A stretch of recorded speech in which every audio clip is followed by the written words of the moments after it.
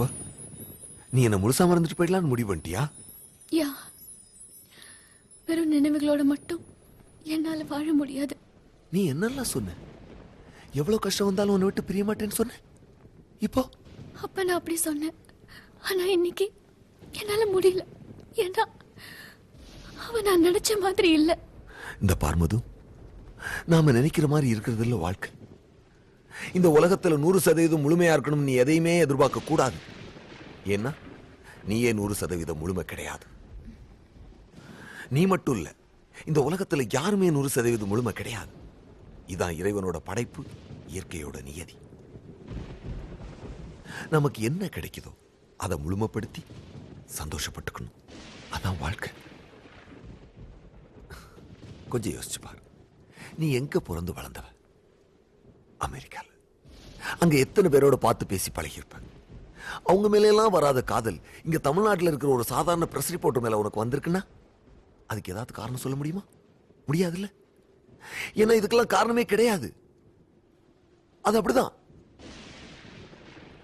ஆரம்பத்தில் நீ நினைச்ச சிவா ரொம்ப நல்ல பெண், நீ அவனை காதலிச்ச. இன்னைக்கு நீ நினைக்கிற அதே சிவா கெட்ட வேண், இன்னைக்கு நீ அவனை வெறுத்துட்ட. உண்மை என்ன தெரியுமா? அன்னைக்கு நீ எடுத்த முடிவுலையும் தெளிவா இல்ல, இன்னைக்கு நீ எடுத்திருக்கிற முடிவுலையும் தெளிவா இல்ல.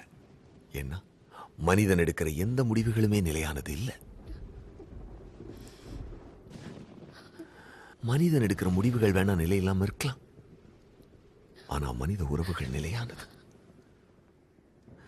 இந்த உலகத்துல தாய்க்கும் மகனுக்கும் இருக்க உறவுல பிரிவு இருக்கா? முறிவு இருக்கா?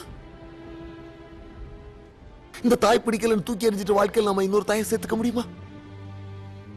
முடியாதுல்ல. அப்புறம் ஏன் இந்த காதல்ல மட்டும் பிரிவு இருக்கு, முறிவு இருக்கு?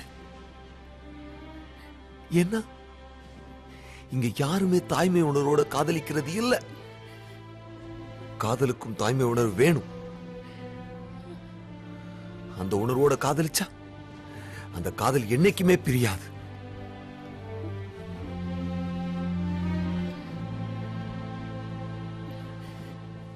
உன்னோட காதல் தாய்மை உணர்வு உள்ளதா?